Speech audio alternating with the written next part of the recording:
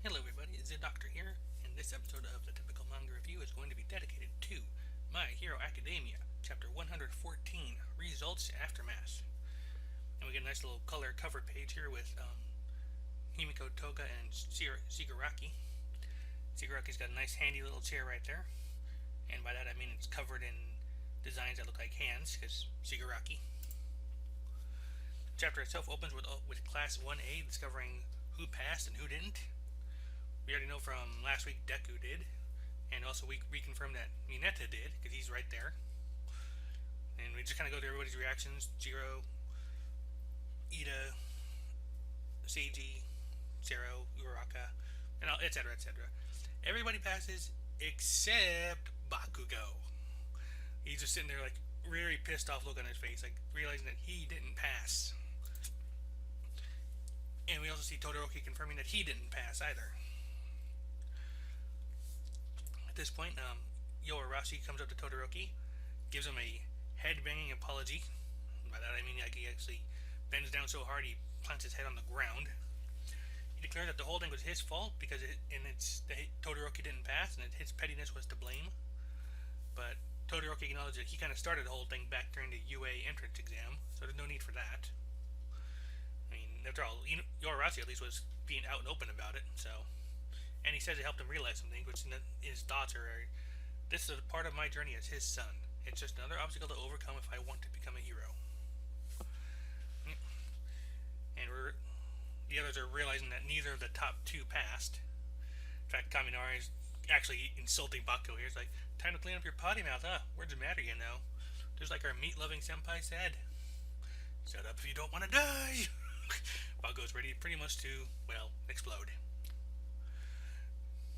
Mineta, however, is just being the lovable asshole that he is. You both failed because you two are big time. Your own defining qualities worked against you here. The old hierarchy's falling to pieces. At which point, Ida pretty much immediately just turns Mineta away. Just get out of here, dude. Stop helping. At this point, Mara the Muppet Man pops in, announcing that they'll be handing out score sheets so they can see exactly why they scored what they did, like who passed and who failed and why. And that they did they basically did a punitive scoring system with a threshold of 50 points, and on their score sheets they'll see how many points they lost for each given action. And unsurprisingly, Yaoyo Rozu got the highest score at 94. Zero actually got an 84, so good for him. Ojiro was a yada yada yada. Ida got an 80. Yeah, Ojiro 61. I'm not gonna yada yada yada him. He gets that enough as it is. He got a 61. Ida got an 80. Midoriya got a 71. And you notice that it wasn't because of anything he did, but his behavior before taking action, losing points for hesitating and such. Ida's taking this in stride. He knows what he has to work on now. Deku, meanwhile, is noticing the oddity of the fact that, okay, this test was punitive with no way to regain points and a 50-point cutoff, so there's no recovery once you stumble, but then why did they let the people who failed keep going? Like, why didn't they just take them off the arena at that moment? And at that moment, the mayor of the Muppet Man comes up, announcing that going forward, those who have passed now have the legal right to act in heroic capacity, but only during emergencies. That means fighting villains, rescuing people in disaster scenarios. Even without a professional hero's guidance, you're permitted to take your own action. But keep in mind that with every action you take, it comes with a heavy responsibility to society. Kaminori is noticing that Meat Lover Senpai wasn't necessarily wrong. I wonder if, given that he's signing his name to that, I wonder if that's supposed to be a haiku or something. And yeah, because Shishikura is like, he wasn't wrong, he was just an asshole about it. Muppet Man goes on that with All Might out of commission, crime is guaranteed to start going up because his very presence was a huge deterrent. So more brazen villains will start showing their faces. Balance has shifted and the world is bound to start changing in a big way. You, the next generation, are the central pillar of society. Now, as heroes, you'll set a standard. We're going to become a new bulwark, keeping crime at bay. But he warned that their licenses are provisional, so there's still a way to go.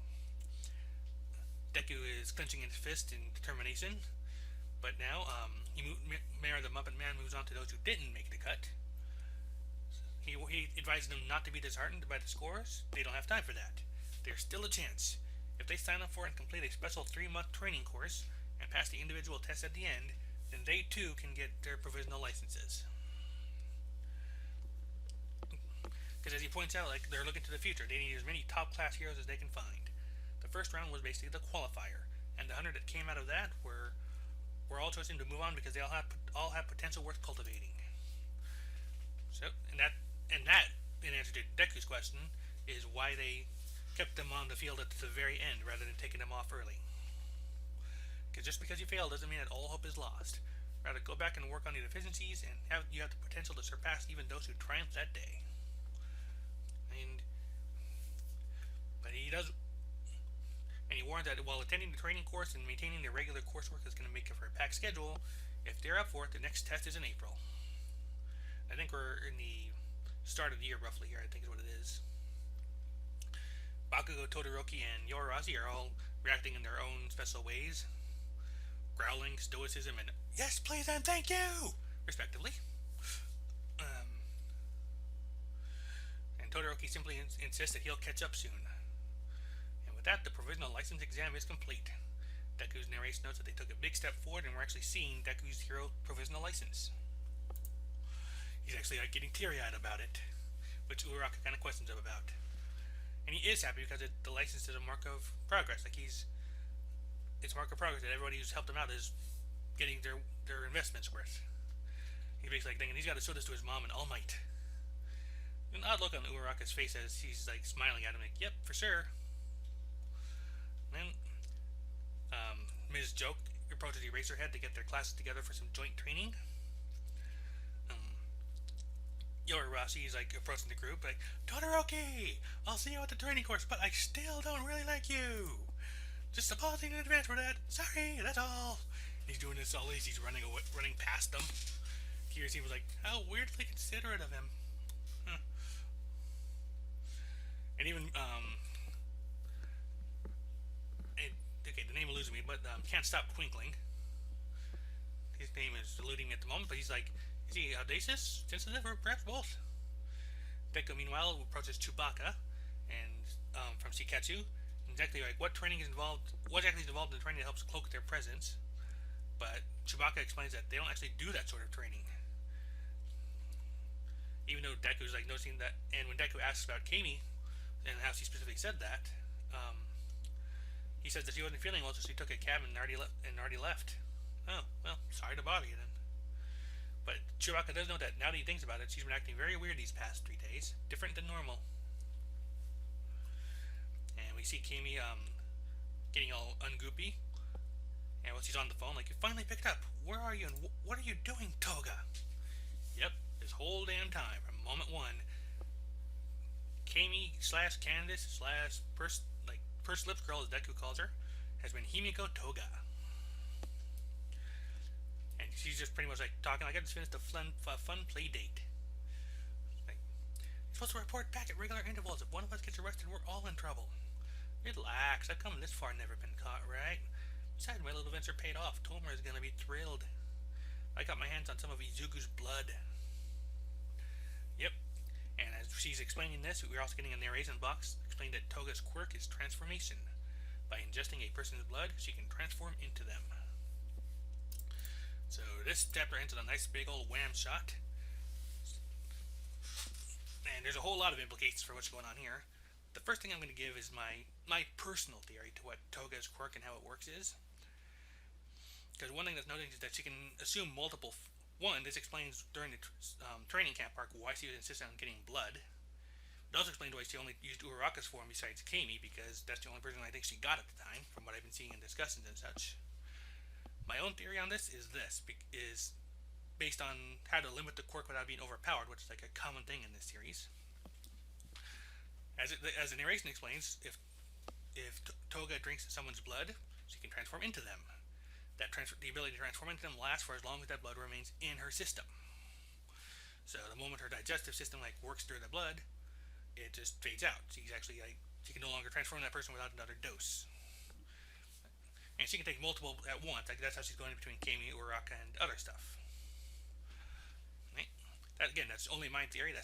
Feel free to throw me off in any contradictions or anything that seems like it might not work as I'm thinking it would, but it seems logical enough. And it seems to kind of fit with the pattern of Hero Academia quirk weaknesses, so there's that too. Now, as for what we're going to do with the blood, that is a big thing. Like, the obvious one, given what we're getting the reveal of here, is that she could use it to transform into Deku and cause some copycat frame-up shenanigans. But the amount we see is like barely a little drop. It's like, see, like a little vial with, like there's barely like a little drop in there, like almost like as much as you'd use to look at over in a microscope or something. So I'm wondering if there might be something more in that. Like, given my just analogy just now, are they going to try and analyze it, see if they can figure out anything involving his and All Might's connection or power? Because we already know that they can't use it to get One for All. I mean, that's already been confirmed by All Might himself. That sort of transfer has to be willing. So, at the very least, there's no danger of somebody becoming One for All just by that alone. And again, maybe they can extrapolate something, get some kind of minor version of it going. That's one thought that comes to mind. Wondering if there might be just a way to prove whether or not All Might and Deku are related, because maybe like Todoroki, they're wondering if they're father and son. Incidentally, apparently there's a omake or cover page in a recent volume that explains that Deku's father is alive, he just works out of the country. So, there's that. I do like... So, those are my immediate thoughts on what happened with Toga and getting the blood and all that. I'm expecting some kind of transformation shenanigans would be the obvious way to go, but with so little blood, I just can't help but think there's something more going on to this. And I can think of a few ways that I could work around that, but beyond that, I'm not entirely sure what to expect just yet. I'm wondering if my theory about Toga's quirk is going to be accurate, though, so I'll be looking forward to that. On the other side of things, I do like the fact that not only did Todoroki fail, but Bakugo failed. Like, we actually see that... I mean, we never saw much of Bakugo during the test, so we don't know exactly why he failed or what he did to fail. But unlike Todoroki, we can pretty safely assume he's a jerk. I mean, that part where he's ready to be able to save their own damn selves pretty much sets the tone, I think. Like if that just continued for long enough, boom, he fails. So he's probably oh.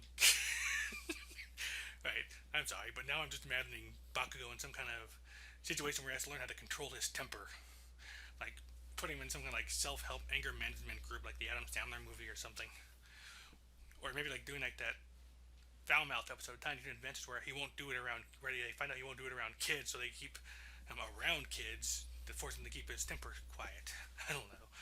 But now just imagining him putting him in some kind of weird place where he cannot blow up and he has to absolutely keep his temper in check. And it's as hard as possible. Oh, that has the potential to be quite hilarious.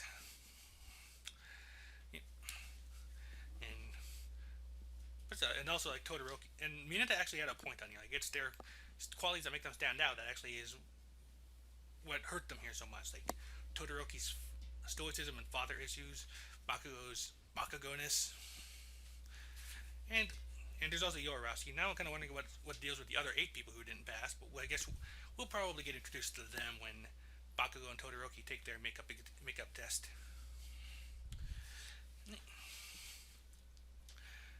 And then we also have a little bit of a little hook here with the idea of Ms. Joke and Eraserhead combining their classes together for training, so that should be fun to see. That might be why we only really got a good look at Shindo in this arc. So we'll probably see a little bit more about the Shark Turtle Girl or whatever she is. So there's that. Also, kind of a funny little detail on this is that early on in this whole test arc on Arlong Park, one of the boards I follow this on, they subtitled the threads, and for Hero Academia, back when Kimi first appeared, they put on the subtitle "Oozing with Personality," because she's the slime girl. They never changed throughout the course of the arc, and then we get right here, we get the reveal of Toga, and that name still applies. Also, a funny observation of my own, personally, is I didn't actually get this with Bakugo, but the test was called very early. Actually, maybe I did bring this up last week, but I can't remember now. But anyway, like I said, last week the test ended very suddenly, and Bakugo's upset because he couldn't crack some skulls, and then it seemed like to me maybe that's why the test ended. He was rescuing the last few people that needed rescuing. Yeah, I'm almost certain I brought that up last week, so never mind that. Yeah, so I think that covers all the the talking points I wanted to make sure to bring up on here. So if there's anything else you want to bring up on here, or something you think I missed, or something you want to, or you think maybe my theory about her quirk could be off, like I said, hit me up in the comments, or tweet me at sgamer82. That's 82 the number. Finally, I did find out that Attack on Titan is already out, but it's not out in English. I use the Crunchyroll translations, so, and it's not even out on fan translations either, so I can't use those myself. So if they don't come out between now and when I'm recording this on Monday, when the video comes out on Tuesday, if it comes out after that, if it's like right after, like say on Tuesday or Wednesday itself, I'll get a quickie video in and just kind of pop it in right away, like a little midweek episode there for you. Otherwise, this week we'll have the usual One Piece and Hero Academia, and then we'll also have Akame ga Kill with the fighting with Esdeath continuing. In the meantime, this has been the typical manga review for My Hero Academia, chapter 114. Until next week, I hope you all have a good time.